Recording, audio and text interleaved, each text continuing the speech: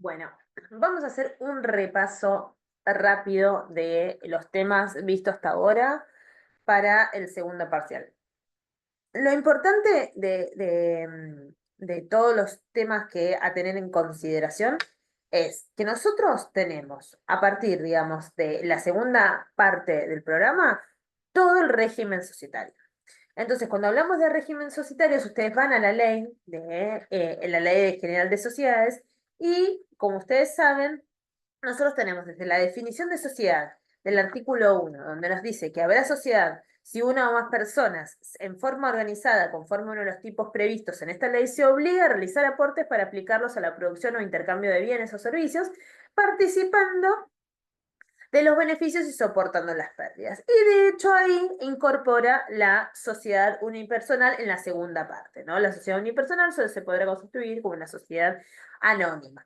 ¿Qué es importante de todo esto? Es que nosotros a partir de la definición de sociedad tenemos la posibilidad, o sea, ya nos cuenta la ley a partir del artículo 1 que la sociedad funciona en forma organizada. Entonces nos habla de organización societaria. Nos dice que tenemos cómo se va a organizar conforme a los tipos sociales. Esto quiere decir, tenemos que elegir uno de los tipos societarios previstos. Además, ¿qué nos dice la ley?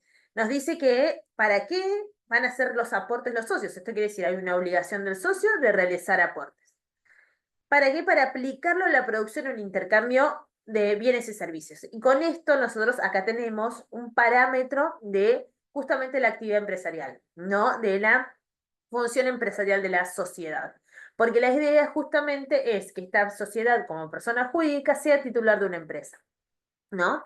A esto hay que sumarle también por qué van a hacer este aporte y por qué lo van a aplicar a la producción e intercambio de bienes y servicios. ¿Por qué? Porque existe una finalidad que es la del lucro. Entonces, porque ellos van a tratar de participar en todos los que son los beneficios. Sin embargo, toda constitución de una sociedad implica un riesgo. Entonces, deben soportar las pérdidas. Entonces, ya con esto nosotros tenemos una definición, no solo de sociedad, sino cómo funciona el régimen societario, a partir del artículo 1. A esto hay que sumar el artículo 2, que nos dice algo que nosotros ya sabíamos desde el Código Civil y Comercial, que la sociedad es un sujeto de derecho. Entonces, esto es importante. ¿Por qué? Porque habla de la personalidad societaria, habla de que la sociedad, a partir de que nosotros la constituimos, se da nacimiento a una persona jurídica que es sujeto de derecho. Otra característica esencial es que dentro de las sociedades nosotros sabemos que debemos otorgar un instrumento público para darle nacimiento, ¿no? Entonces, este instrumento público, así como otros, este instrumento, no en realidad es instrumento público, este instrumento, que es el acto constitutivo que le da nacimiento a la sociedad, como otros instrumentos, como otros, digamos, otros actos jurídicos, debe ser inscripto. ¿En dónde? En el registro público. Y esto está en el artículo 5, en donde nos dice qué es lo que se va a inscribir en el registro público. Se va a inscribir el acto constitutivo, su modificación y el reglamento si lo hubiera. Y cualquier cambio, por ejemplo, del domicilio social, se va a inscribir la designación y la cesación en el cargo de los administradores. Entonces, el registro público sirve como una pantalla de publicidad en donde a través del registro público nosotros ponemos en conocimiento de terceros que tenemos una sociedad, que existe esta sociedad, ¿no? Y todos los datos que los terceros quieran saber y que deban saber al momento de contratar, van a estar disponibles a partir de nuestra inscripción, ¿no? ¿Qué más? El efecto propio justamente de la inscripción, y ya ahí nos dice el artículo 7, es que se considera regularmente constituida a una sociedad cuando se inscribe. Entonces, ¿qué tiene que contener esta sociedad? El acto constitutivo debe contener determinadas pautas fijadas legalmente, determinados puntos fijados legalmente. Entre ellos tenemos los datos de los socios en el artículo 11, inciso primero. O sea, todo lo que nos dice el artículo 11, nosotros tenemos que volcarlo en el acto constitutivo. Los datos de los socios, la razón social o la denominación de la sociedad y el domicilio de la sociedad, la designación del objeto, que debe ser, como ustedes saben, preciso y determinado, el capital social. ¿Por qué? Porque el capital social tiene esta función de garantía, justamente de una función de garantía organizativa y además una función de productividad. Debe ser expresado en moneda nacional, ¿no? Y se debe hacer mención del aporte que hace cada uno de los socios para constituir este capital social. Se debe determinar también el plazo de duración. Se debe determinar cómo es la organización de la administración, de la fiscalización y de lo que es la reunión de socios. Esto quiere decir que los tres órganos que se prevé que deben existir en una sociedad deben estar contemplados, e incluso debería estar contemplado el órgano de representación que hace a la administración. También cómo se van a distribuir las utilidades y van a soportarse las pérdidas y qué pasa en caso de silencio. También las cláusulas necesarias justamente para establecer con precisión los derechos y obligaciones de los socios entre sí y para con terceros. Y las cláusulas atinentes al funcionamiento, disolución y liquidación de la sociedad. ¿Qué pasa, digamos, con aquellas modificaciones que no son inscriptas cuando es obligatorio escribirlas? Por ejemplo, una modificación del contrato de sociedad, ¿no? El artículo 11 nos dice que las modificaciones no inscriptas regularmente obligan a los socios otorgantes y son inoponibles a terceros.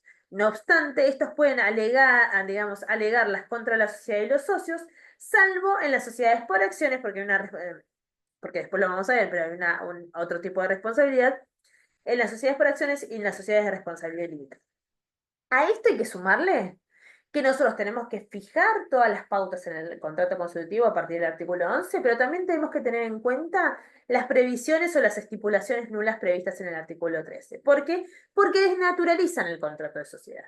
Entonces, como van a desnaturalizar el contrato de sociedad, ¿para qué? Para darle algo a favor de uno o muy pocos de los socios en desmedro de los otros, el artículo 13 prevé que en el caso de que el contrato de sociedad incorpore alguna de estas cláusulas contempladas en este articulado, esa cláusula va a ser nula. ¿Qué más? Bueno, nosotros también vimos lo que era el régimen de nulidades, los pasamos medio por encima, hablamos de qué pasa con las sociedades de la sección cuarta, ¿no? Que son aquellas sociedades no constituidas según los tipos sociales.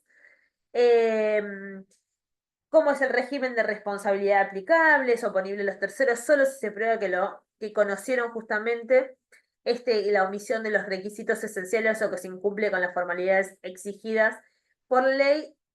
Esto es oponible a los terceros solo si se prueba que conocieron efectivamente ello al tiempo de la contratación o el nacimiento de la relación obligatoria.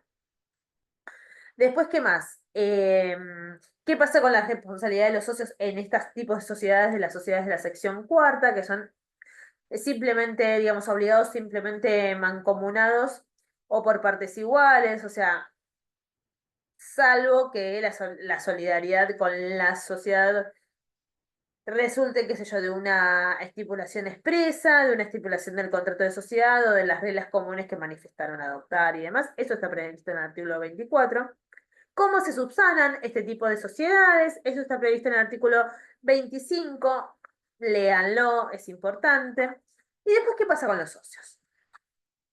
Lo importante de los socios es que los socios tienen derechos y tienen obligaciones, que obviamente deben cumplir con digamos, deben cumplir con todas las obligaciones para poder ejercer los derechos, ¿no? Porque el hecho de que un socio, por ejemplo, no cumpla o sea, no integre el aporte conforme lo pactado o no integre nada del aporte, además se constituye en mora y entonces el ejercicio de los derechos se ve limitado.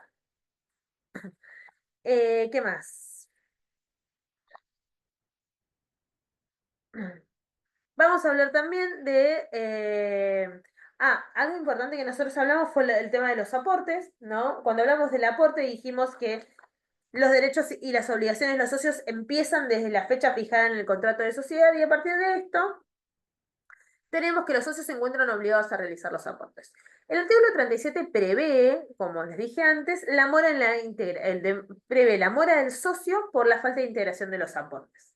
¿No? ¿Por qué? Porque nos dice que el socio que no cumple con el aporte en las condiciones convenidas incurre en mora por el mero vencimiento del plazo. y debe resarcir por los daños e intereses ¿a quién? A la sociedad. Entonces, si ese plazo no estuviera fijado, ¿no? El aporte es exigible desde el momento de la inscripción de la sociedad. Y la sociedad puede excluir al socio, ¿no? Cuando no hace, como se llama, no hace la integración del aporte. Ahora bien, ¿qué bienes son aportables? O sea, ¿qué bienes pueden aportar los socios? Y bueno, los socios pueden aportar obligaciones de hacer y obligaciones de dar. Nosotros nos centramos sobre todo en las obligaciones de dar. ¿Por qué?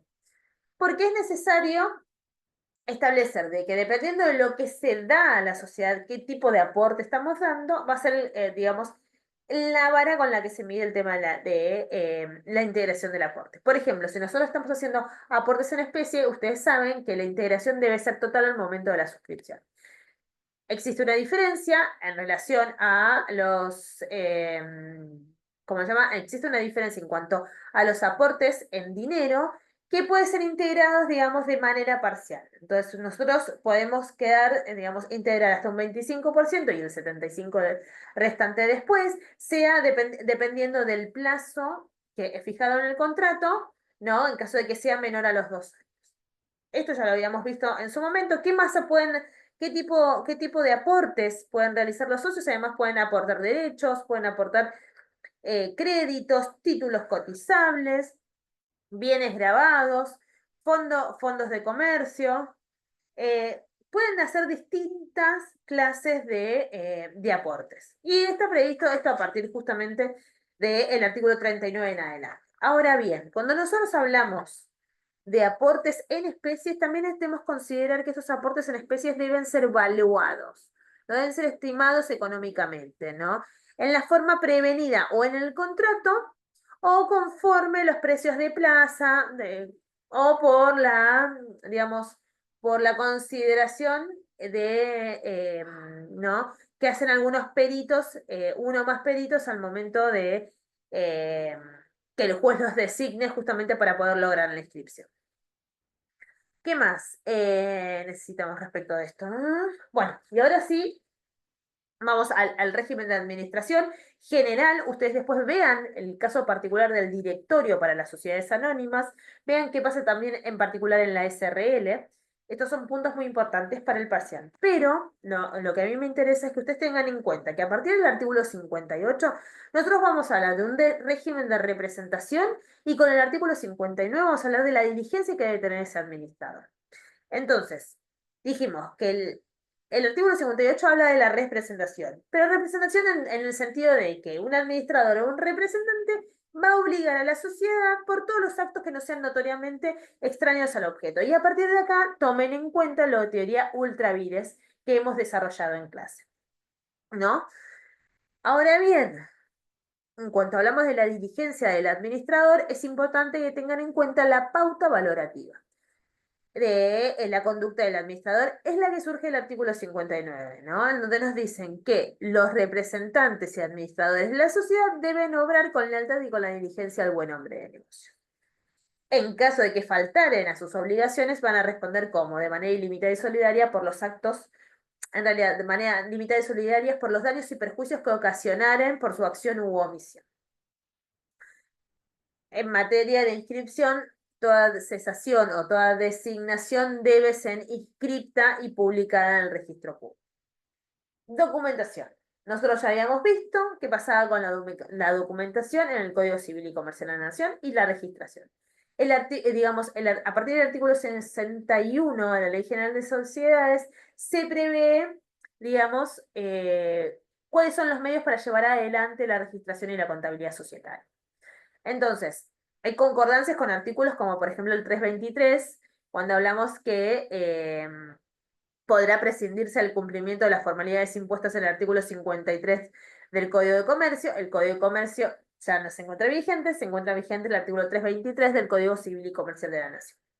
Entonces, si nosotros, de conformidad con el artículo 329, el artículo 61 hace un paralelismo en el sentido de que se puede solicitar la autorización de sustituir por ordenadores, medios técnicos o magnéticos u otros en los libros de la sociedad, salvo el libro Inventario y Balances, que es un paralelo con lo que nosotros habíamos visto en su momento, ¿no? Con el Código Civil y Comercial de la Nación. Ahora bien, hay determinadas cuestiones que sí o sí debe tenerse en cuenta al momento de realizar, por ejemplo, el balance. Es la previsión de cómo debe ser redactado, cómo debe ser confeccionado el balance, se encuentra a partir del artículo 63. Entonces nos dicen qué pasa con la cuenta activos, con la cuenta pasivos, qué sucede con la representación del capital social, lo importante, por ejemplo, qué pasa con los estados de resultados a partir del artículo 64, ¿no? En donde qué es lo que se debe exponer. Los resultados recuerden que es el patrimonio neto menos el capital a mantener, que está representado por los aportes. El patrimonio neto es activo menos pasivo, eso ya ustedes lo saben, son futuros contables administradores, están en la universidad, en la Facultad de Ciencias Económicas, entonces esto lo tienen bastante claro. Pero importante ver qué es lo que debe exponer el estado de resultados.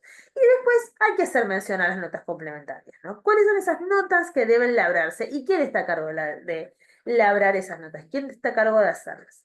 ¿Quién también debe realizar la memoria? El artículo 66 prevé que debe ser el administrador el que debe informar la memoria sobre el estado de la sociedad de las distintas actividades en las que haya operado y con una proyección y otros aspectos. Después también es necesario que se pueda, digamos, establecer qué pasa con los dividendos, ¿no? Los dividendos no pueden ser aprobados ni distribuidos por los socios, sino por ganancias realizadas. Entonces, si no tenemos ganancias realizadas, no debería haber distribución de dividendos, ¿no? Y estas ganancias realizadas son aquellas que las que resultan líquidas, ¿no? De un balance confeccionado y que haya sido aprobado. ¿Aprobado por quién? Por la asamblea o por la reunión de socios. Y después habla del régimen de la reserva legal. ¿Qué es la reserva legal? ¿Cuáles son las ganancias en cuanto a las pérdidas anteriores? ¿Qué pasa con la distribución de ganancias en este aspecto? Que no podrían distribuirse, ¿no? Hasta tanto no se puedan cubrir las pérdidas de los ejercicios anteriores. ¿Qué pasa, digamos, qué pasa con el libro de actas, ¿no? El libro de actas tiene un cierto cuestionamiento porque, o sea, debe labrarse como un libro especial con las formalidades de los registros perdón, con las formalidades de los libros de comercio y de esta manera deben ser llevados, ¿no? Ahora bien, la aprobación de los estados contables, recuerden esto, no implica la de la gestión de los directores, aunque suele tratarse en el mismo orden, digamos, en la misma asamblea o en o en la misma reunión de socios. ¿Qué nos dice el artículo 72? Justamente que no implica la aprobación de la gestión de los directores, administradores, gerentes, miembros del Consejo de Vigilancia o síndicos. Hayan o no votado en la respectiva decisión, no importa la deliberación y tampoco importa la liberación de las responsabilidades. Después de esto vimos las vicisitudes, ¿se acuerdan? Entonces, vamos a hablar de la transformación, esto lo voy a repasar rápido, de la fusión y la escisión. Es importante que vean cuáles son cada una de digamos, de estas vicisitudes. Transformación, fusión y escisión, resolución parcial, disolución, liquidación. Esto mírenlo bien, por favor, porque es importante. Si tienen alguna duda, digamos, la verdad que es algo bastante sencillo. ¿Qué pasa con los efectos propios de cada una de estas vicisitudes? ¿Cuáles son las causales para tomar determinada situación? ¿Quién puede decidir esto? ¿No? ¿Qué pasa con la liquidación? ¿Qué pasa con la disolución? ¿Y en qué supuesto, digamos, no opera la disolución porque existe la posibilidad de convertir a uno el número de socios de una sociedad? Todas estas cuestiones. Después, hay algo que no vimos que son las sociedades constituidas en el extranjero. Esto, ustedes, si desean, lo pueden repasar, no va a ser materia de examen por una cuestión de que no lo vimos en clases. Pero sí vimos, están reguladas a partir del artículo 118, recuerden, ¿no? Y es importante, ¿por qué? Porque puede haber sociedades extranjeras que vienen y hacen actos aislados acá. Entonces, hasta ese momento, mientras hagan actos aislados, digamos, es una sociedad constituida en el extranjero. Sin embargo, si tiene un ejercicio habitual, no si tiene un ejercicio habitual, puede establecer, digamos, una sucursal o un asiento o cualquier otra especie de representación permanente, y para ello debe acreditar, acreditar, digamos, los requisitos del artículo 118. Es importante saber qué pasa con la contabilidad en esos supuestos y quién representa a la sociedad. También, ¿qué pasa con el emplazamiento del juicio? El artículo 122 habla de cómo uno puede emplazarse quiere citarla a juicio, ¿no? Citarla a juicio a una sociedad. Después, ¿qué más? Después vemos cada una de las sociedades personales, eso lo vieron con Raúl, véanlo, por favor, porque es importante. Vieron ustedes también sociedades de responsabilidad limitada, es re importante la sociedad de responsabilidad limitada. Les pido por favor que le pongan mucho foco a las SRLs, la naturaleza y la constitución de las SRLs, qué es lo que se aporta, cómo se dividen ese aporte en cuotas, la división en cuotas de las cuotas sociales que van a ser de igual valor y que serán de 10 pesos o sus múltiplos. Acá aparece justamente el tema el aporte en dinero y la suscripción mínima del 25% y el plazo de 2 años para su cumplimiento, que hace al resto de las sociedades. ¿Qué pasa con los aportes en especies? ¿Qué pasa con la garantía? Ojo, la garantía de los aportes. La cesión de las cuotas, este aspecto es fundamental. ¿Y qué pasa con la representación y el órgano de administración como es la gerencia, ¿no? Órgano de representación y de administración que es la gerencia en las SRLs. ¿Y qué pasa con la fiscalización optativa del artículo 158? También es importante saber qué pasa con las decisiones que se toman dentro de las SRLs, porque hay, digamos, determinadas reglas que se aplican para las SRLs que no se aplican en otras, ¿no? ¿Qué pasa? No se los voy a traer como un interrogante, pero es muy difícil cuando tenemos una SRL conformada por dos socios que tienen un 50 y 50. Vos sí o sí necesitas el voto del otro para. Entonces, es necesario que todas las decisiones en ese caso de sociedades sean unánimes. Es así. Sí, porque el artículo 160 nos dice, si un solo socio representare el voto mayoritario, se necesitará además el voto del otro. Ya está. Es necesario el voto del otro. Por eso es muy importante no constituir este tipo de sociedades. Ni 51 a 49, no. Y ahora sí, vamos a pasar a las sociedades anónimas.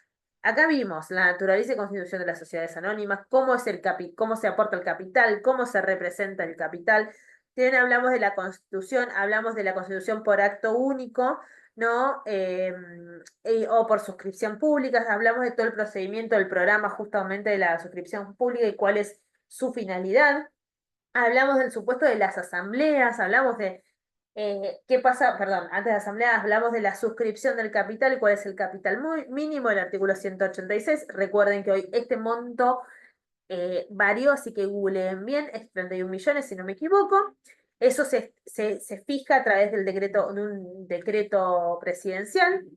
Después, ¿qué debe contener el contrato y cuántas copias deben extenderse? Además, bueno, la integración mínima que ya lo habíamos dicho. Después, el tema del aumento del capital es importante. ¿Por qué? Porque en función de cómo se aumenta el capital, vamos a ver qué tipo de asamblea la decide. ¿Qué más? Después vimos el ejercicio, todos los derechos de los socios, chicos, pero todos los derechos de los socios, véanlo, por favor.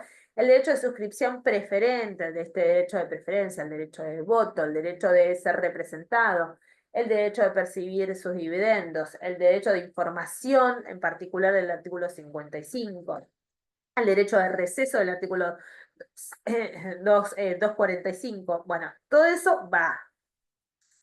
¿Qué más? ¿Cómo se ejerce el derecho de preferencia? También. ¿Qué pasa con el derecho a crecer cuando se ejerce el derecho de preferencia? Después hablamos de las acciones. ¿Qué pasa con las acciones, no? ¿Qué forma tienen? ¿Qué tipos de acciones se pueden, digamos, qué tipos de aportes se pueden realizar dependiendo del tipo de acción que queramos ejercer? Después es importante los libros relacionados justamente con las acciones societarias y la transmisibilidad del artículo 214, la libre transmisibilidad, la limitación de la transmisibilidad a partir de digamos, por ejemplo, del ejercicio del derecho de preferencia. Después, ¿qué más? Recuerden que las acciones pueden ser pasibles de embargo de prenda, ¿no? Pueden ser subastadas judicialmente. ¿Cómo se distribuyen dividendos, ¿no? Después, ¿qué más? Y ahí sí nos metemos con asamblea. Asamblea ordinaria, ¿cuáles son los asuntos que trata una asamblea ordinaria? Artículo 234 y artículo 235, los asuntos que trata una asamblea extraordinaria. Importante, convocatoria de la asamblea, ¿cuál es el plazo para convocar a la asamblea? El plazo y la forma. Después, ¿qué más? ¿Cuál es la intervención que tienen los directores y los síndicos gerentes? Síndicos y gerentes, perdón. ¿Quién preside las asambleas? También quién se encuentra inhabilitado para votar, artículo 241, y vamos a tener que ir también al artículo 248, también, que es el interés contrario del socio. Después, el quórum que se necesita para la toma de las decisiones en una asamblea extraordinaria, artículo 244 y 243 en quórum que se necesita para la asamblea ordinaria. Y el derecho de receso. El derecho de receso es fundamental que lo vean. Después, importante, el orden del día, la posibilidad de que exista un cuarto intermedio, que debe contener el acta de una asamblea, ¿no? Después, ¿qué más? El artículo 251, que los socios tienen la posibilidad justamente de impugnar una asamblea, lo hacen judicialmente, e incluso si quiere suspender anticipadamente es una forma de decir, pero en el momento de que impugna la asamblea, quiere suspender los efectos para que el órgano de administración no empiece a ejecutar las decisiones tomadas en una asamblea, artículo 252 lo hace a través de una medida cautelar. Después se acuerdan que vimos intervención y vimos grados de intervención. Eso ténganlo en cuenta. Intervención societaria es otro tipo de medidas cautelares. Y si hablamos de intervención societaria, tenemos que hablar de administración y de representación. Hay que hablar del directorio, cómo se eligen, qué condiciones se necesita para ser socios, cuánto duran en ser administradores, cuánto duran en su cargo, qué pasa con su renuncia, cómo funciona, ¿no? el directorio, cuál es la remuneración del director. ¿Cómo se puede dar la elección del director por categorías? Eh, ¿Qué más? El carácter personal indelegable del artículo 266, importante. La reunión de los socios, de los administradores, artículo 267. ¿Cuáles son las incompatibilidades para ser director del 264? Después, ¿qué puede ser? O sea, la representación de la sociedad a partir del artículo 268, pero además el directorio puede designar un comité ejecutivo a partir del artículo 269. ¿Y qué pasa con los gerentes que pueda designar el directorio a partir del 270? Además, ¿qué pasa con el director? Donde no puede contratar con la sociedad o en la medida en la que lo puede hacer. ¿Qué pasa cuando este director tiene un interés contrario o realiza actividades en competencia? Y en particular, ¿qué pasa con el director cuando desempeña mal su cargo? Y ahí nos vamos a ir al artículo 274 y a la responsabilidad del artículo 274. ¿Cómo extingue su responsabilidad? Recuerden, por aprobación de su gestión o por renuncia expresa o transacción que la asamblea resuelva. Y después hay acciones que se pueden promover contra los administradores en caso de mal desempeño del cargo. Esta acción la puede promover conforme al 276. La sociedad es una acción social, se llama. Después también el accionista puede iniciar estas acciones de responsabilidad e incluso el síndico concursal a partir del 278 en el caso de la quiebra de una sociedad. ¿Qué más? Y finalmente vamos a hablar del órgano de fiscalización. Órgano de fiscalización, lo que me interesa es qué pasa con la fiscalización privada a partir del 284 con la designación de síndicos, las incompatibilidades, cuándo puede prescindirse de este órgano de fiscalización, el plazo de duración en el cargo, pero principalmente lo que me interesa es, más allá de que el cargo debe ser personal e indelegable y que es una actuación, una función remunerada, lo que me interesa son las atribuciones y deberes de los síndicos. Además de la responsabilidad y qué pasa con la extensión de las funciones a ejercicios anteriores. Eso. Y después tengan en cuenta que vimos el artículo 299, que lo fuimos mencionando, cuáles son las sociedades comprendidas en el artículo 299. ¿Y qué más? Hasta ahí me parece que estamos. Esto, me parece ya con este repaso, Y visto el panorama que me interesa para que tengan en cuenta para el momento de rendir, esto es lo que vamos a contemplar para el momento del parcial. Así que bueno, nada, los saludo, disculpen la demora en subir el video, pero bueno, simplemente quería que ustedes puedan verlo. Desde ya, muchísimas gracias, ¿eh? Adiós.